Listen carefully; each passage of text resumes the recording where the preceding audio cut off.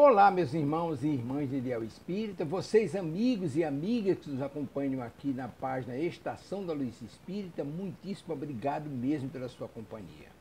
A nossa página Estação da Luz Espírita não tem fins lucrativos, o objetivo é a divulgação da doutrina espírita.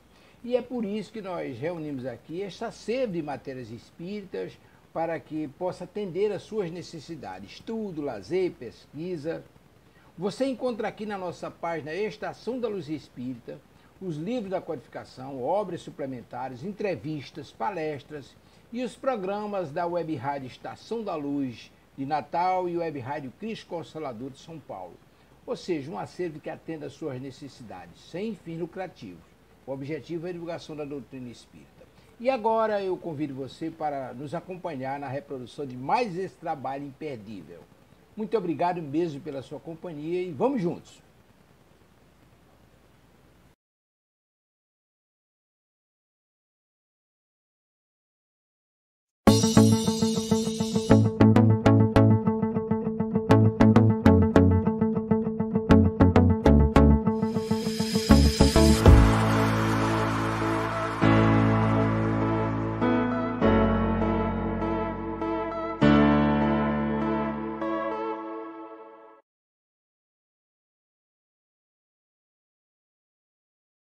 Olá, boa noite a todos e a todas.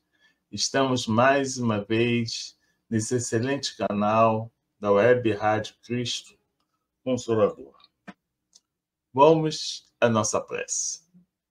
Pai infinito, Senhor da vida, espíritos gestores deste canal, que nós possamos, Pai, ser devidamente intuídos para falar o necessário, para propor aqui reflexões que possam nos orientar, abrir as nossas consciências.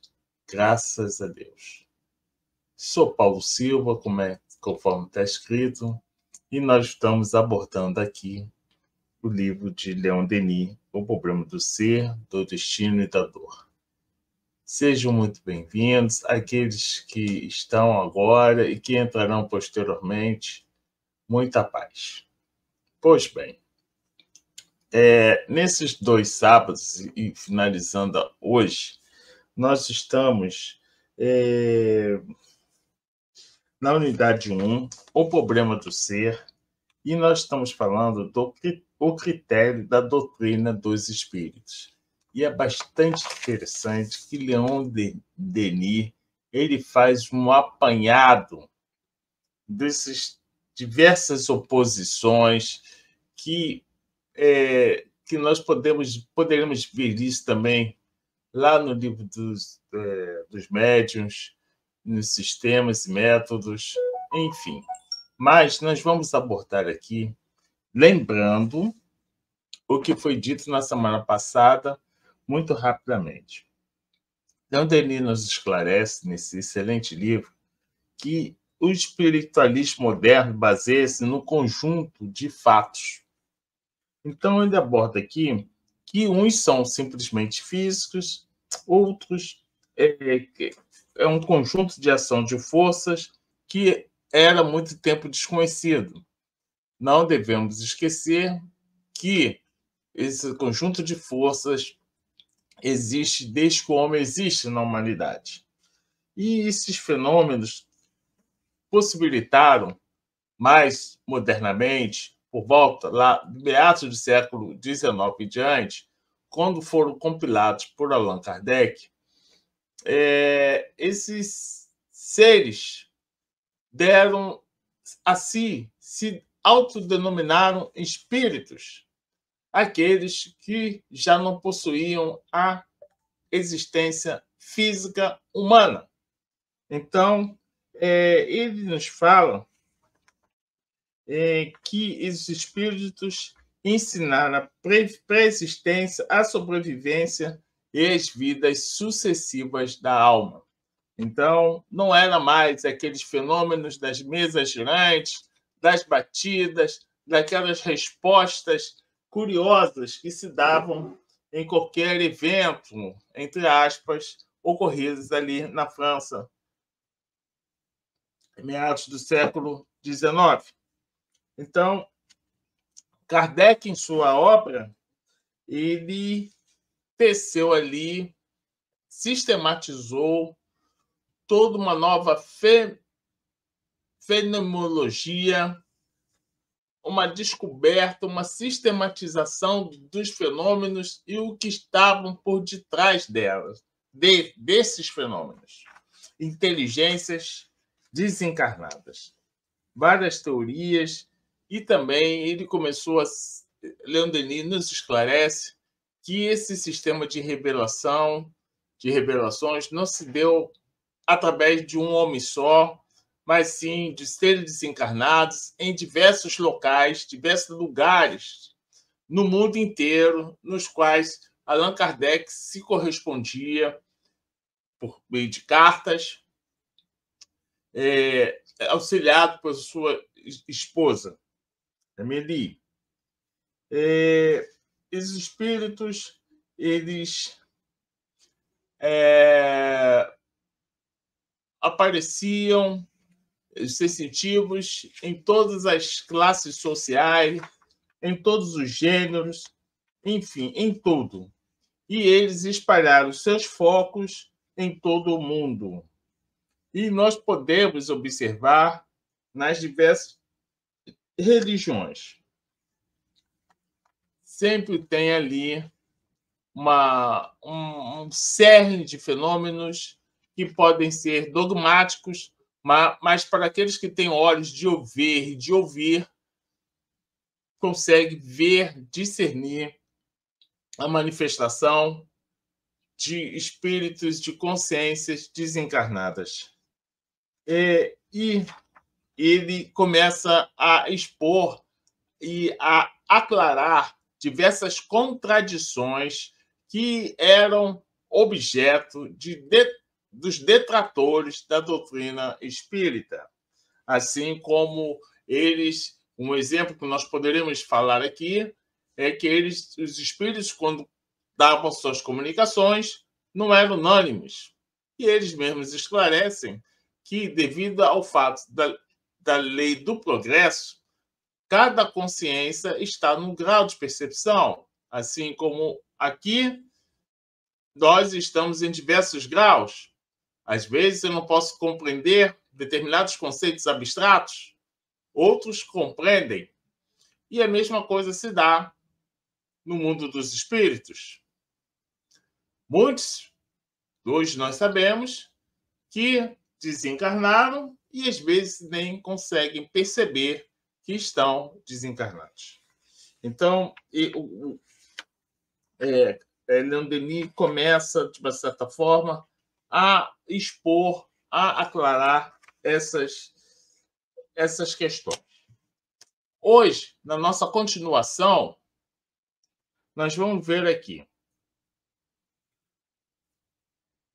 vamos examinar algumas objeções às comunicações espíritas. Vamos ver aqui. E interessante que isso está retratado lá no Livro dos Médiuns, em Métodos e Sistemas. Aqueles que quiserem, na primeira parte do Livro dos Médiuns, poderão vislumbrar com maior profundidade aquilo que Leon Denis sintetiza nesses parágrafos. Então, vamos lá. Primeira grande objeção, né, que se vê é que arguía que o médium leria essas verdades, quer dizer, não existiria espíritos desencarnados, tão somente os médiuns leriam nos mentes dos consulentes as verdades que já estavam enraizadas. A grande objeção, né, é que naquela época, e também hoje, se a gente for perceber, não existia espíritas. As pessoas que psicografavam ou eram ateus ou ateias, ou então eram de origem protestante ou católico. Então, aquilo que veio através desses médios, muitos dos quais adolescentes, não poderia estar na mente das pessoas que se reuniam ali. Verdades eram ditas, pilares filosóficos eram implementados, e isso não poderia estar na mente dos consulentes. Até muitos destes eram totalmente descrentes. Então, já saía daquela objeção, né? Aquilo ali. Aquela que você consultava a mesa. Quanto é que é 2 mais 2? 3, 4. Quanto é a idade daquela senhora? 35. Daquele senhor, 55. Isso já transcendia essas pequenas revelações, às vezes obtidas de uma forma burlesca, que poderia também ser objeto de mistificação, objeto ali de certa magia. Então, essa é a primeira grande objeção que Leon Denis nos traz, que Kardec nos trouxe também. Poucos homens possuíam a noção da filosofia, poucos tinham uma noção como se fosse oriental. Então, a gente poderia combater esse levantamento, essa objeção, usando apenas o bom senso. Às vezes, a gente percebe que o bom senso ele é ocultado de uma forma, digamos assim, ele é ocultado porque há outros fatores em jogo. Às vezes, e isso ocorre na vida moderna, né? Nas nossas opiniões, se pega-se uma opinião, como se fosse o todo, um erro, como se condenasse toda uma doutrina, toda uma verdade. E a gente sabe que mesmo na ciência, nada é 100%. Existe aí um grau de probabilidade que não usamos incorreto.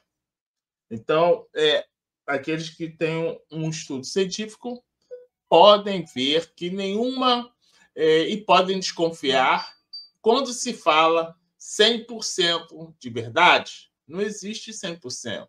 Existe um grau de probabilidade que pode se abeirar, se acercar dos 100%, mas nunca 100%. Avançando um pouco mais,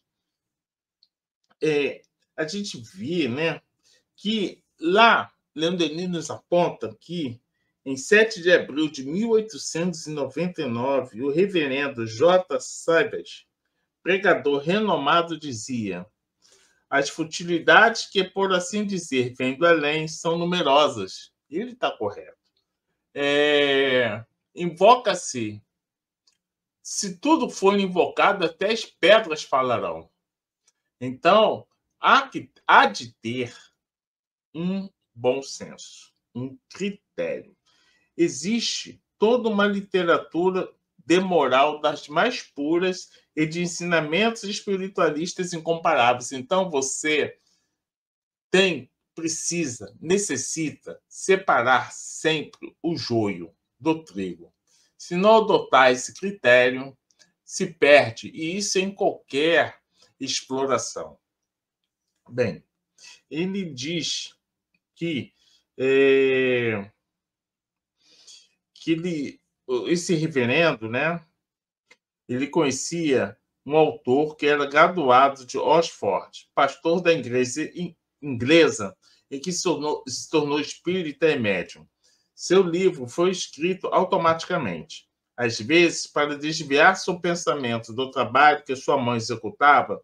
Ele lia Platão em grego. E seu livro, contrariamente ao que em geral se admite para as obras desse gênero, achava-se em oposição absoluta às suas próprias crenças religiosas, embora ele tenha convertido antes que eu concluísse. Essa obra encerra ensinamentos morais e espirituais dignos de qualquer Bíblia do mundo. Aqui é o livro de Staton Moses Ensinamentos Espiritualistas. Nem me atrevi aqui a falar um idioma que saiu horrível, né? Mas é um livro que, nota da tradução, né, dos autores, esse livro realmente existiu. Vamos pensar que as primeiras eras do cristianismo eram lidas por São Paulo.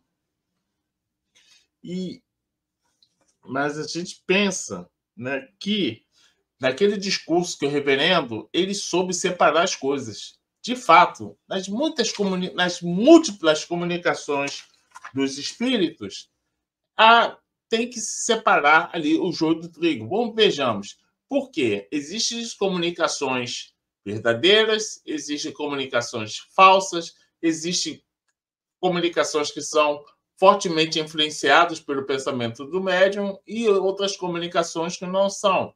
Então, há de ter um critério exaustivo de verificação.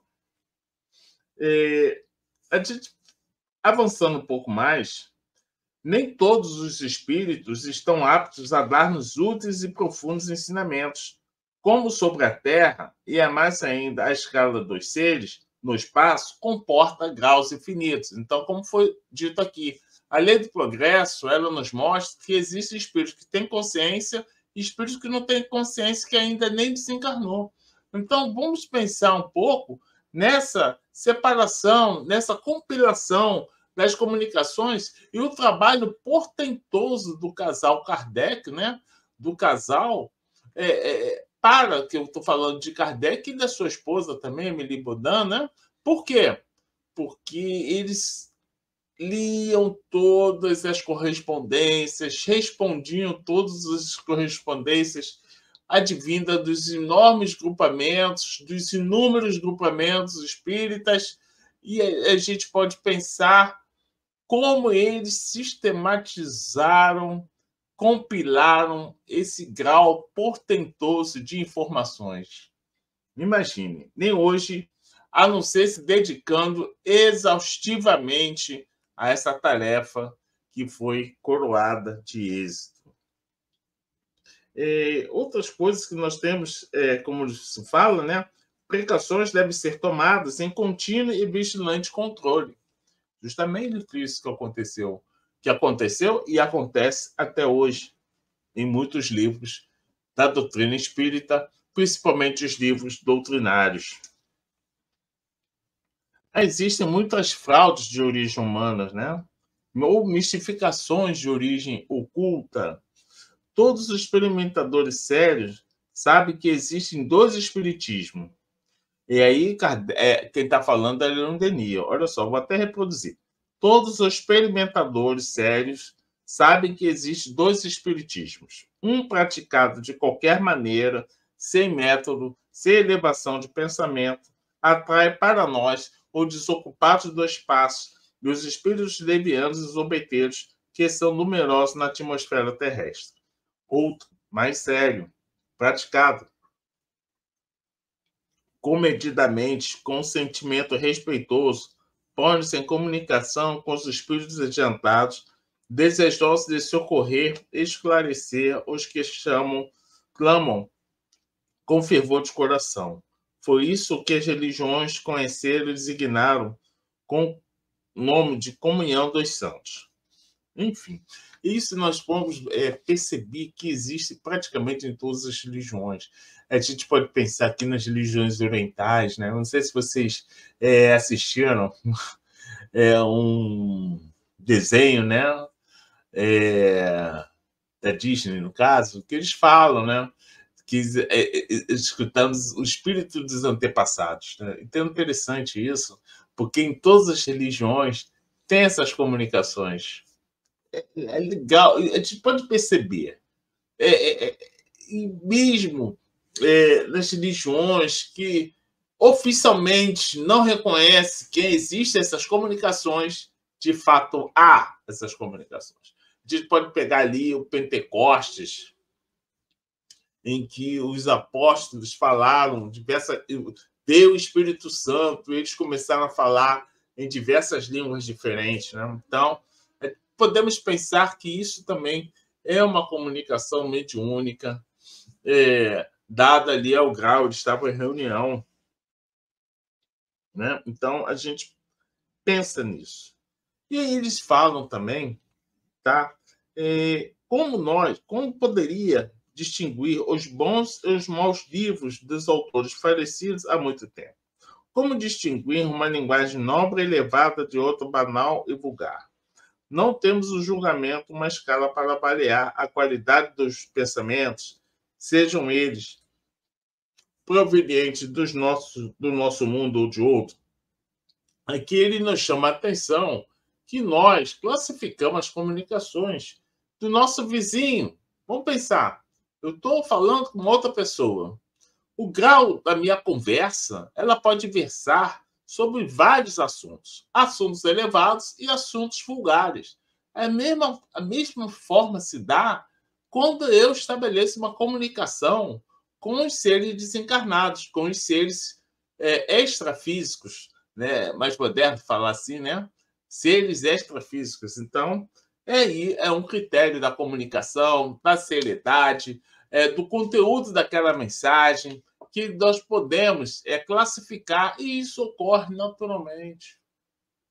Não é necessário, é lógico que existem muitas comunicações, principalmente as comunicações às vezes que se dão hoje, e Kardec já estava prevenido, é melhor descartar 99 verdades quando há uma mentira, como é difícil, às vezes, numa determinada comunicação, estabelecer o padrão daquela comunicação, o conteúdo daquela comunicação. Então, quando ele não tinha certeza, ele descartava.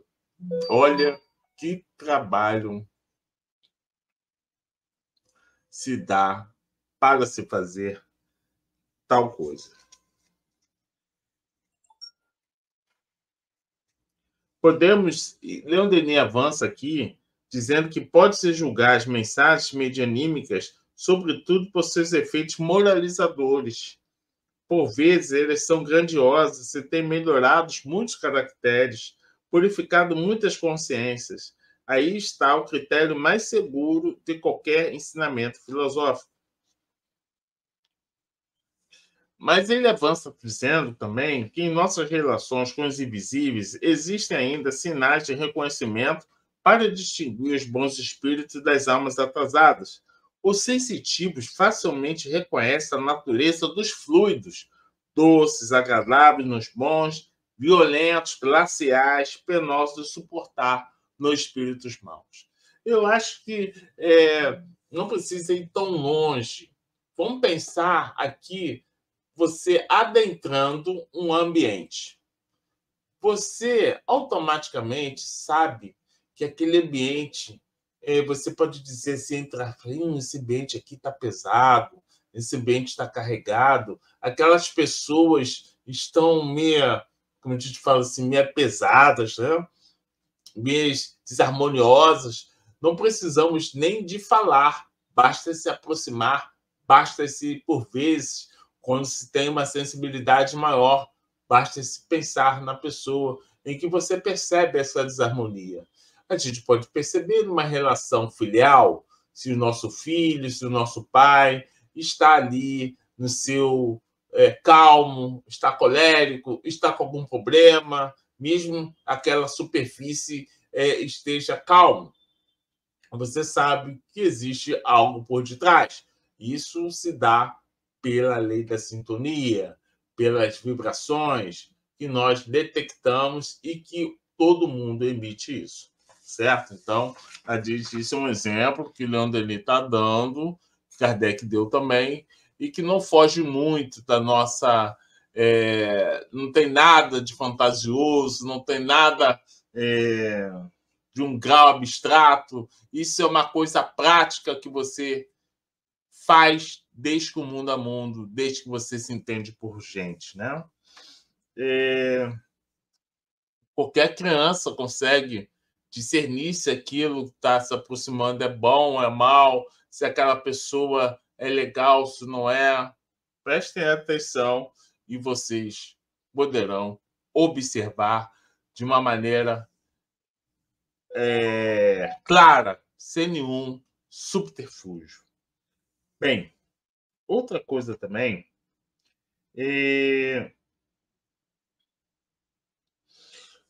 é possível autenticar, né, as mensagens, sobretudo dos nossos parentes, porque há uma objeção, aquele ali é um espírito falso, aquele ali. Então, às vezes nós recebemos mensagens dos nossos afetos, dos nossos parentes, e que eles sabem pormenores que só se dá entre aqueles próximos. Poderá ter objeção, né, e muitas das vezes é levantada que o demônio, né, entre aspas, que está se fingindo, né? Mas a gente pode pensar que demônio é esse que nos exorta a orar, que nos exorta a obedecer os códigos, a procurar o nosso Pai maior. Que demônio é esse que dá tiro no pé? Isso é uma objeção, a gente pode perceber pelo critério do bom senso, quando a gente a gente tira os nossos preconceitos, o nosso orgulho de ser portador de conhecimento que às vezes nem temos. Às vezes estamos reproduzindo fala de outros sem examinar criteriosamente aquilo ali. Então, eu acho muito interessante, e é uma coisa que a gente tem que chamar a atenção, é que nós precisamos estabelecer a nossa própria opinião. Não é porque fulaninho foi ao cinema e disse que aquele filme é ruim que você não vá e veja com seus próprios olhos. Não é porque triclano ou ciclano diz que aquele livro que ele já leu é tão difícil que você não deva tentar ler também e constatar por si só se existe mesmo esse grau de dificuldade. Eu vejo muitas pessoas boas caírem por esse logro. Olha, não lê Joana, não. É muito difícil. Besteira. Qualquer um, qualquer conhecimento novo tem um grau de dificuldade para você entender. Qualquer idioma novo tem um grau que você, tendo essa dificuldade, procure professores, abra dicionários, veja outras obras para entender. O que nós precisamos ter, muitas das vezes, e eu fico constatando nisso, é a vontade. O que se tem é muita preguiça, é muita falta de vontade de estudar. Então, e ficar, se lambuzar em desconhecimentos e reproduzir conceitos que se não sabe de onde vêm. Mesmo aquelas opiniões de pessoas que são sérias, nós precisamos tecer as nossas próprias opiniões. Pois bem, avançando um pouco mais, nós vamos ver que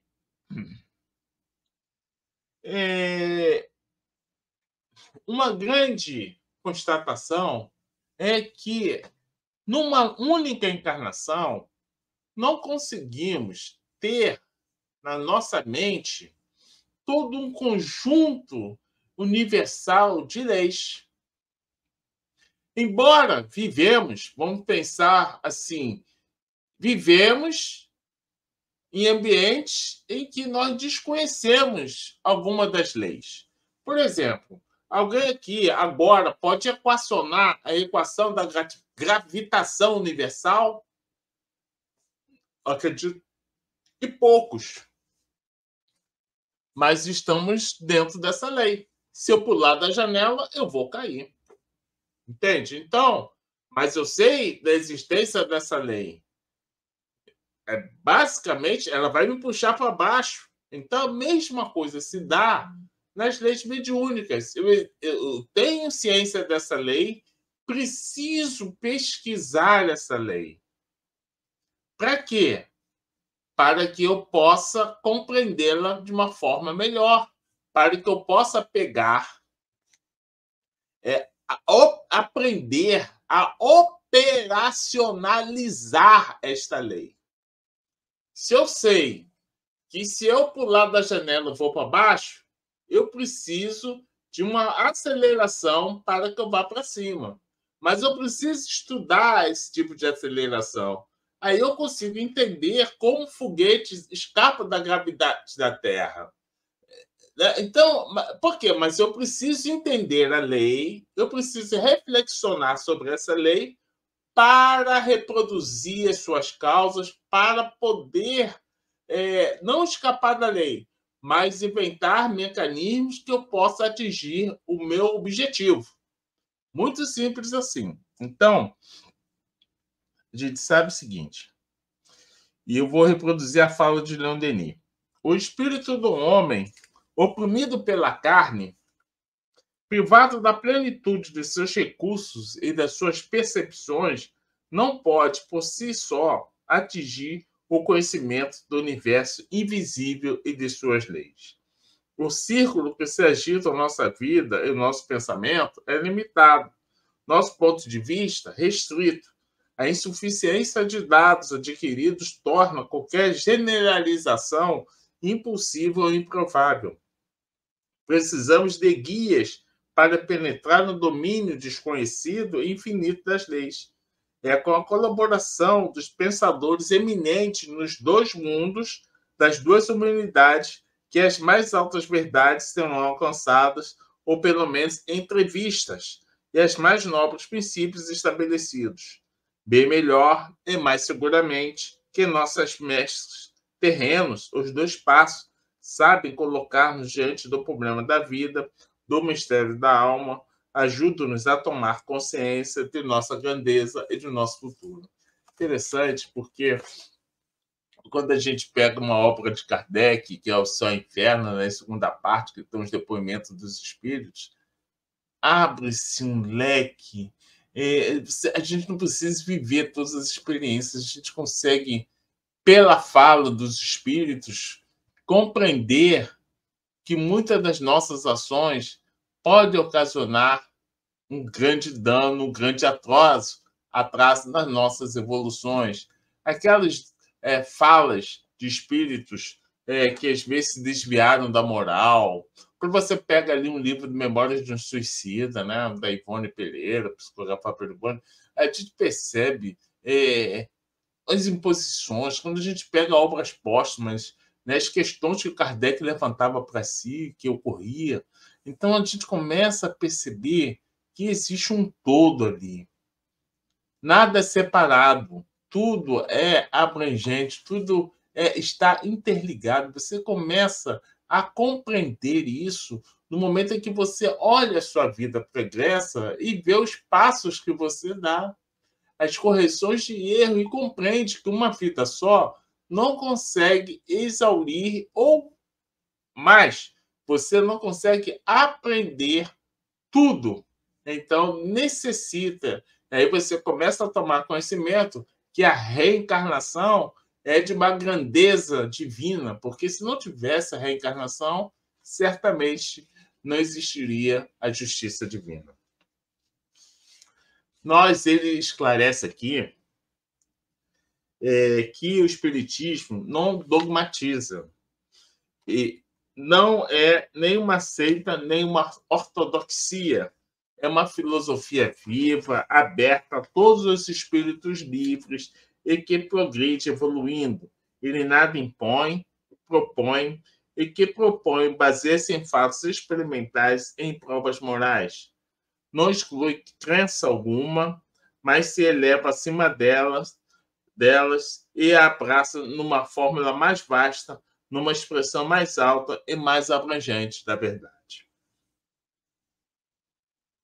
Leon Denis, ele aborda basicamente essas questões no livro Depois da Morte,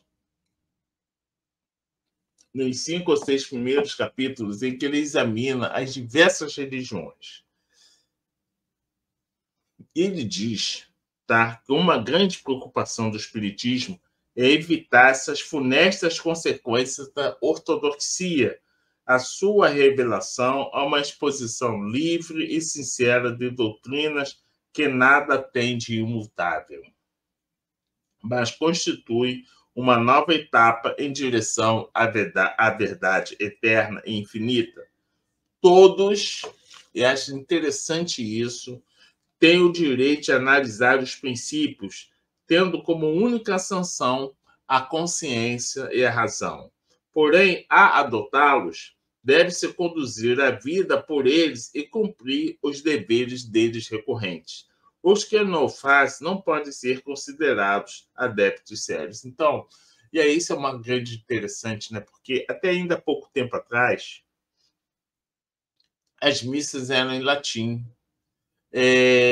Na Reforma, né, na Contra-Reforma, as Bíblias vulgares, né, na língua, elas foram suprimidas. A Bíblia só podia ser em latim ou em grego.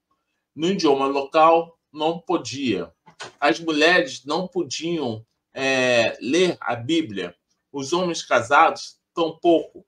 Somente os homens bons, aqueles que não eram casados e que tinham que ler ali em grego ou em latim. Interessante, porque isso afastava o povo. Então, fazia uma cisão. E eu sempre falo aqui que terra de cego, quem tem olho é rei. Né? E nós podemos ver isso no livro de Teresa de Ávila, Teresa de Jesus, para os que a conhecem assim com esse nome, em que ela fala no seu livro da vida que isso era uma realidade. Ela mesma não podia pegar na Bíblia. E ela era da Igreja Católica. Vejam a que ponto isso chegava, né? Kardec ainda experimentou ali a Inquisição com o Auto de Barcelona, né? Em que seus livros foram queimados. Imagine isso. O espiritismo foi seriamente combativo, mas um princípio básico da doutrina espírita é que todos podem examinar, todos devem. Ela incentiva, isso é interessante, ao uso do bom senso, ao uso da razão.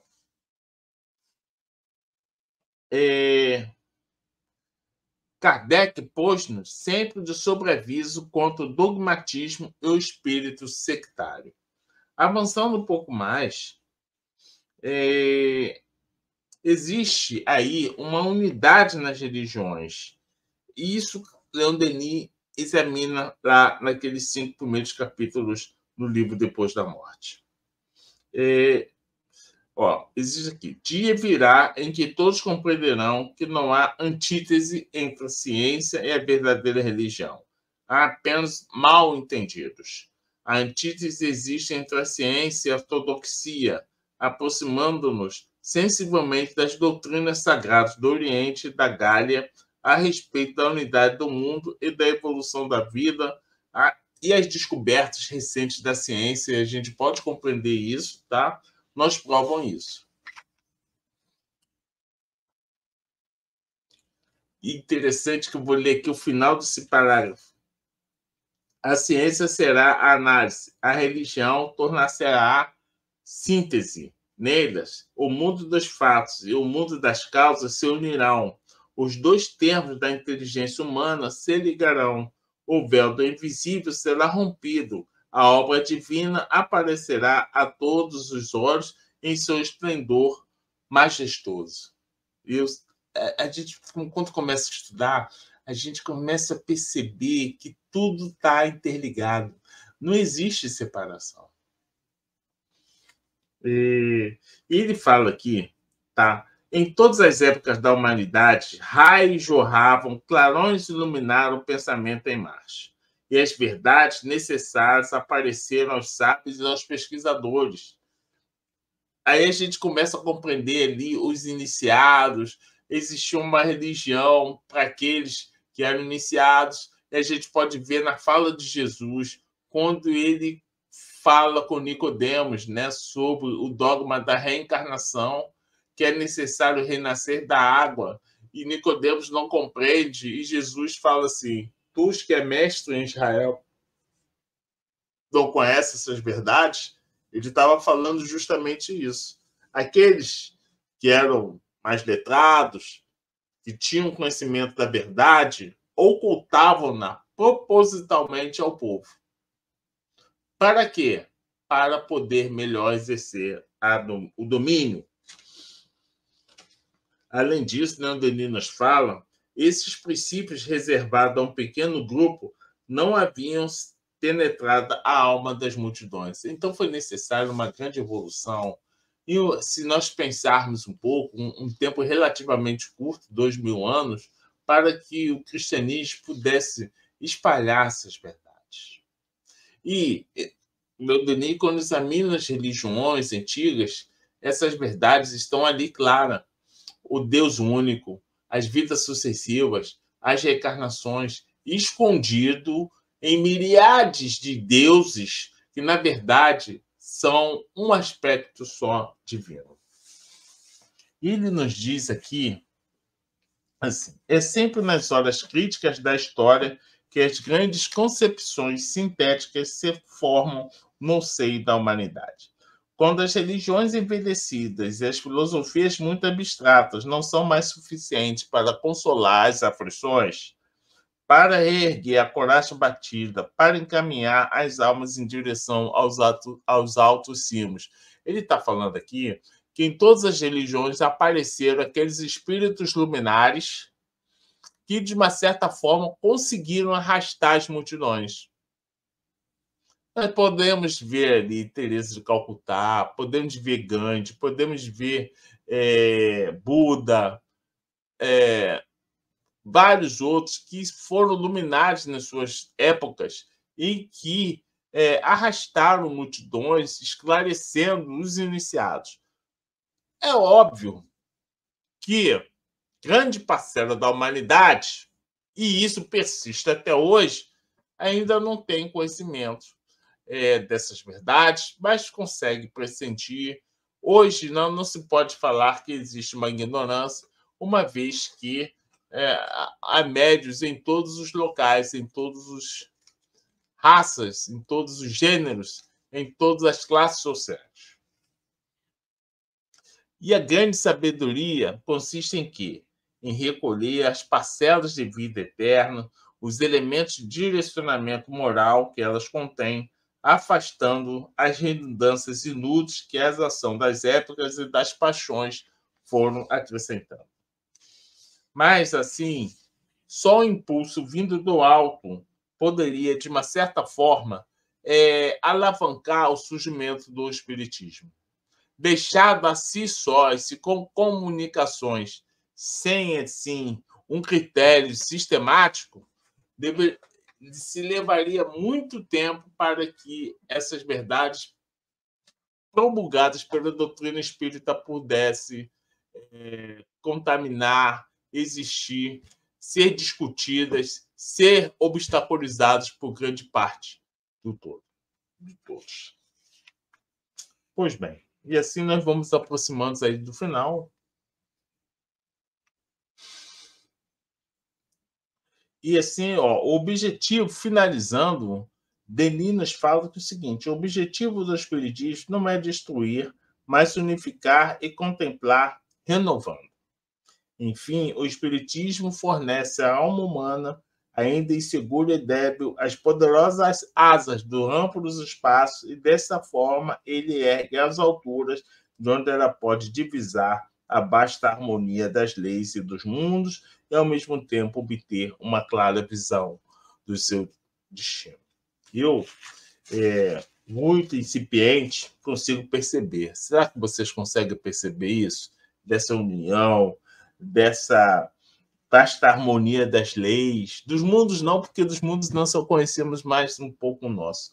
Mas hoje a ciência nos desperta para a existência de vários mundos, para a amplidão do universo, para a compreensão que o universo está se expandindo. A própria ciência nos fala que nós só conhecemos 5% da matéria visível. Ela nos aponta que existe 95% do universo visível que nós desconhecemos, quiçá o invisível. Então, a própria ciência, meus senhores e senhoras, está falando disso. Não nos iludamos. Não conhecemos nada. Estamos paulatinamente conhecendo. E quando a gente pega lá o capítulo 3 do Evangelho segundo o Espiritismo, gente, deu um branco aqui. Só me lembro que é capítulo 3. Há várias moradas no meu Pai. Ele cita que existem moradas dentro e moradas internas, dentro de nós. Nós mal conhecemos a nossa realidade externa e, por vezes, desconhecemos completamente as realidades internas do nosso ser, o nosso self interno, os nossos atos, os nossos pensamentos, os nossos sentimentos. Então, o Espiritismo, hoje, ele está, e bendito aquele que consegue pegar esses ensinamentos, abrindo lentamente os nossos olhos. E assim a gente começa a compreender a ação providencial da justiça divina em nossas vidas. Começamos a entender diversos acontecimentos que ocorrem em nós. Porque o macro, se você conhece o micro, você conhece o macro. O macro, você conhece o micro, porque está tudo interligado. Os antigos, eles, de certa forma, conseguiram elaborar seus pensamentos conhecendo o micro e expandindo seus pensamentos para o macro. Mas nós temos que pensar que o homem sozinho, a massa vulgata, não conseguiria tecer ensinamentos. Quando a gente pega o livro de Emmanuel, gente do céu, esqueci o nome do livro. Vem ali aquelas raças que vieram para a Terra, né? A gente começa a perceber que tudo é unido, que um ajuda o outro, mesmo através de seus erros. Os exilados de capela, as outras raças que vieram para esse plano, que foram banidas dos seus mundos, mas que vieram à Terra, e esse castigo serviu para o aprimoramento dos espíritos que aqui viviam. E esses espíritos já foram devolvidos aos seus mundos, mas deixaram aqui a evolução do pensamento, a genética, aperfeiçoamento da genética, embelezamento das raças terrestres. Então a gente vê que tudo está unido, nada, não existe ponta solta na obra divina. Eu acho que a gente pode terminar assim. Não existe ponta solta na obra divina. E é um futuro, essa frase terminal, né? É um futuro de imensa evolução que se abre e prossegue de esfera em esfera, de claridade em claridade, em direção ao objetivo sempre mais belo, sempre mais iluminado pelos raios de justiça e de amor. No próximo sábado, nós vamos abordar aqui a natureza do ser. A natureza do ser, que é o capítulo 3. Da primeira parte, né? Da unidade 1, o problema do ser. Muita paz. Espero ter sido um pouco claro, bastante claro nessa exposição. Eu aconselho a todos a lerem o livro. Eu sei que o nosso tempo é corrido. A procurar referência a esse livro na internet, no YouTube. Vocês vão achar e vão, de uma certa maneira, sintetizar essa fala que eu pude ter o prazer de explanar. Paz e bem, senhores, graças a Deus. Até o próximo sábado.